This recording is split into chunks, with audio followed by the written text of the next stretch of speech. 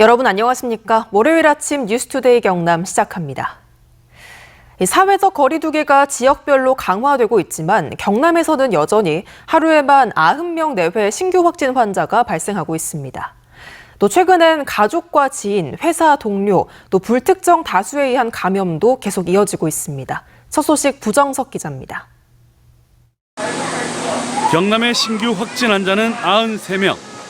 9개 시군에서 확진 환자가 발생했는데 지역별로는 창원 45명, 김해 28명, 양산 7명, 밀양 3명, 진주, 고성, 거제, 창녕 각 2명, 사천, 함양 각 1명입니다. 도내 확진 접촉자 감염이 50명으로 최근 집단 감염에서 가족과 지인, 회사 동료 불특정 다수에 의한 감염이 늘고 있습니다.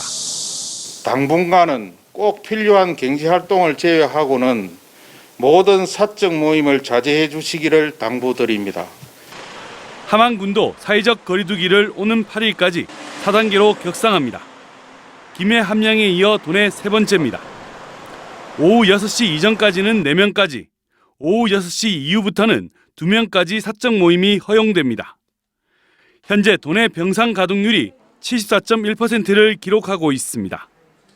사회적 거리두기 단계가 강화되고 있지만 여전히 하루 90명 내외 확진 환자가 발생하고 있는 가운데 감염 경로도 가족과 지인 등 일상에서의 감염이 늘고 있습니다. MBC 뉴스 부정석입니다. 푸조나무라고 들어보셨나요? 남해안에 주로 자생하는 나무인데요. 산림청이 이 푸조나무를 기후변화에 대비하기 위한 미래수종으로 육성하고 있습니다. 울창한 가지와 무성한 잎을 지녀서 풍부한 산소를 만들어내면서도 미세먼지를 잡는 효과도 있다고 합니다. 이준석 기자가 취재했습니다. 웅장한 나무가 마을 어귀를 지키고 있습니다. 키가 16m, 밑동둘레 7.2m의 푸조나무로 경남에선 가장 크고 전국에서도 세 번째 크기로 알려졌습니다. 푸조나무는 천연기념물인 남해 물건 방조오브림의 다수수종이기도 합니다. 수백 년 산다는 푸조나무는 남해안에 주로 자생하지만 기온 상승으로 한계선의 북상이 예상됩니다. 푸조나무는 울창한 가지와 무성한 잎을 가져서 온도를 낮추고 미세먼지를 잡는 효용이 커서 기후변화 대응 수종으로 가치가 높습니다. 산림청의 진주오라산 시험림. 5헥타르에 달하는 이곳 푸조나무 조림지는 산림청이 운영하는 전국 유일의 푸조나무 시험임입니다. 경남 5곳에서 푸조나무 종자를 수집해 20년째 연구 융림 중인데 산소 생산량도 우수한 것으로 확인됐습니다. 10년 정도 더 이렇게 생장을 모니터링하고 병해충이 잘 견디는지를 파악을 해가지고 일반에게 보급할 예정으로. 넓은 그늘과 풍부한 산소를 제공하고 오랫동안 사는 다양한 매력의 푸조나무. 산림청은 융림과 함께 기능성 물질 연구도 할 계획입니다. MBC 뉴스 이준석입니다.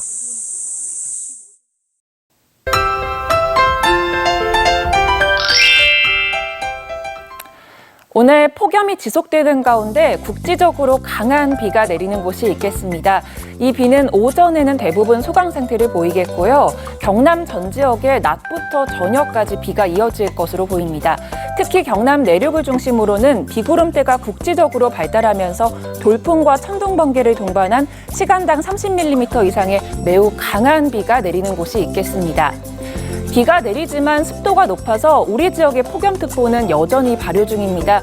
오늘 체감온도가 34도 내외를 보이며 매우 무덥겠습니다.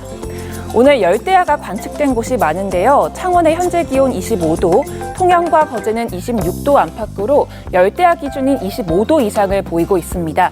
한낮 기온은 창원 32도, 양산은 34도까지 오르겠습니다. 거창의 낮 기온은 31도, 진주는 32도가 예상됩니다.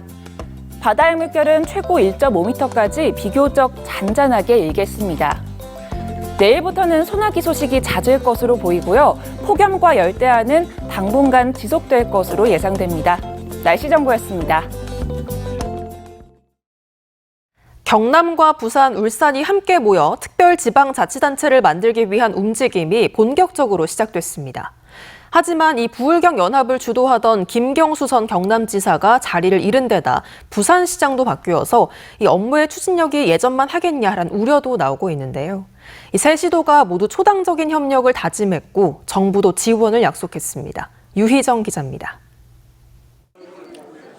울산과 부산, 경남을 하나의 특별지자체로 묶어 수도권에 필적할 만한 대도시권으로 만들자는 부울경 메가시티 프로젝트. 부울경 새 지자체가 합동추진단을 세워 이 같은 구상을 현실로 만들기 위한 본격적인 업무에 착수했습니다. 합동추진단은 광역 대중교통망 구축 계획을 세우고 항만과 공항, 철도를 연결하는 물류 플랫폼을 만드는 등 공동 발전을 위한 밑그림을 그립니다. 소중한 출범을 축하도 하지만 다짐도 하는 자리라는 생각을 합니다. 우리 모두 한 뜻으로 힘을 합쳐서 대한민국 최초의 특별지방자치단체 잘 만들어가기를 소원합니다. 합동추진단은 이번 달부터 내년 7월까지 한시적으로 운영되는데 추진단이 기대한 만큼의 역할을 해내는 데는 지자체장들의 의지와 협력이 필수적입니다. 부울경 메가시티 구상을 주도적으로 이끌었던 김경수 전 경남지사가 직을 잃으면서 협력 사업의 동력이 떨어질 것이라는 우려를 극복하는 것도 과제입니다. 사업과 사무들을 하루속히 빠르게 만들어 나가겠습니다. 이 과정 속에서 많은 이견이 있을 거지만은 서로 협력하고 양보하고 화합하는 정신으로 지자체장들의 소속 정당이 다를 경우 원만한 협의가 가능하겠냐는 걱정도 있지만 당장은 부울경의 이해관계가 부딪힐 만한 별다른 문제가 없고 지자체의 현안을 해결하는데 당을 떠나 협력하는 것도 어렵지는 않을 것으로 전망됩니다. 부울경이 갖고 있는 잠재력을 모두 이 하나로 모아서 그야말로 대한민국의 성장축을 이 동남권에 확고히 세울 수 있는 계기를 마련하는 자리라고 생각을 합니다. 정부도 적극적인 지원을 약속했습니다. 이 메가시티에서 추구하는 사업 내용, 광역권 사업에 대해서 앞으로 모든 부처가, 정부 부처가 지원을 아끼지 않아서 반드시 실천되도록 하겠습니다. 부울경 합동추진단은 정부로부터 특별지자체 설치를 위한 재정적 지원과 함께 조직과 인력도 배정받을 수 있게 돼 안정적인 업무 추진이 가능할 것으로 기대됩니다. MBC 뉴스 유희정입니다. 이어서 투데이 경남입니다. 환경교육특구 중간보고회가 오늘 오후 2시 도교육청 공감홀에서 열립니다. 한국전자기술연구원 콘텐츠 관련 간담회가 오늘 오후 2시 김해시청에서 마련됩니다. 창원시 제2회 민원조정위원회가 오늘 오후 4시 창원시청에서 열립니다. 2021년 미세먼지 불법 배출 예방 감시 사업 환경감시원 교육이 오늘 오전 10시 사천시청에서 진행됩니다. 한국국토정보공사 경남지역본부 업무협약식이 오늘 오후 3시 고성군청에서 진행됩니다. 경상남도는 상생임대료 운동을 장려하기 위해 상생임대인에게 부여한 재산세 감면과 공유資産 임대료 감경 등의 혜택을 12월까지 연장한다고 밝혔습니다. 상생임대료 운동은 임대인이 자발적으로 임대료를 인하해 코로나19 확산으로 어려움을 겪는 소상공인들의 고통을 분담하는 캠페인입니다. 이와 함께 경상남도는 상생임대료 운동에 동참한 임대인의 점포에 대한 무상 전기 안전점검 혜택도 오는 12월까지 연장하기로 했습니다.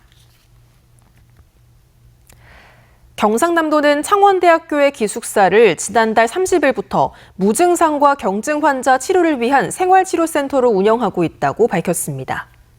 창원대학교 기숙사의 4개 동을 활용하는 생활치료센터는 코로나19 전담병원 병상 부족에 대비한 것으로 1인 1실에 120개실 규모입니다. 이에 앞서 경상남도는 지난달 19일부터 경상대학교 기숙사를 생활치료센터로 전환해 154개 병상을 운영하고 있습니다. 함양구는 사회적 거리두기가 오는 8일까지 4단계로 격상됨에 따라 함양 대봉산 휴양밸리의 모노레일 운행을 일시 중단한다고 밝혔습니다. 이에 따라 함양구는 기존 티켓 예매자에게 문자로 취소 사실을 알리고 홈페이지 등을 통해 일시 중단 사실을 알린 뒤 시설 안전과 운영 시스템 점검에 들어갈 계획이라고 밝혔습니다. 거창아시아 1인 극제 실행위원회는 코로나19 4차 대유행으로 오는 6일부터 8일까지 거창문화원 등에서 열릴 예정이던 제13회 거창아시아 1인 극제가 다음 달인 9월 3일부터 5일로 개최 시기를 한 달여간 연기했다고 밝혔습니다. 이번 제13회 거창아시아 1인 극제는 아티스트, 혼돈 그리고 희망을 주제로 5개 나라 총 25개 팀이 참가해 창작극과 춤과 노래, 민속극 등을 선보일 예정입니다. 경남 고성 공룡세계 엑스포 조직위원회는 이재명 경기지사를 명예대회장으로 위촉했습니다. 이에 이재명 경기지사는 세계적인 공룡축제를 경남도민과 함께 공유하고 즐길 수 있도록 홍보하겠다고 밝혔습니다. 한편 2021 경남 고성 공룡세계 엑스포는 오는 10월 1일부터 11월 7일까지 경남 고성에서 개최됩니다. 창원지법 형사 4단독은 지난해 9월 창원시 의창구에 있는 자신의 반 나무를 벤 40대와 말다툼을 벌이다 아들과 함께 폭행한 혐의로 재판에 넘겨진 66살 A씨에게 징역 9개월을 선고했습니다. 재판부는 사소한 이유로 흥분해 둔기로 상해를 가한 사건으로 범행의 죄질이 좋지 않다면서 양형 이유를 밝혔습니다.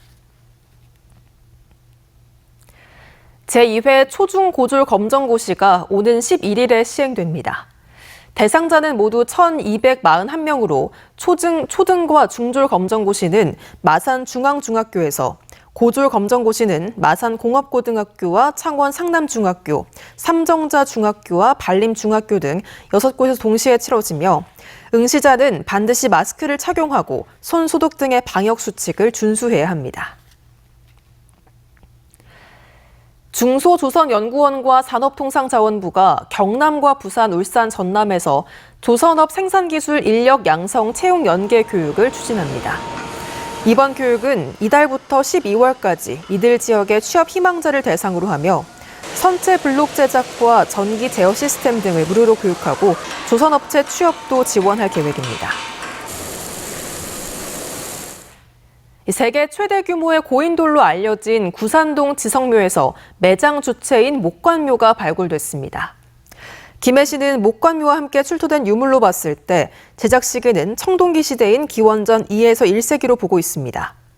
이번 발굴로 묘역을 갖춘 최대 지성묘라는 상징성과 함께 가장 늦은 단계의 지성묘라는 역사적 가치를 입증했다고 밝혔습니다.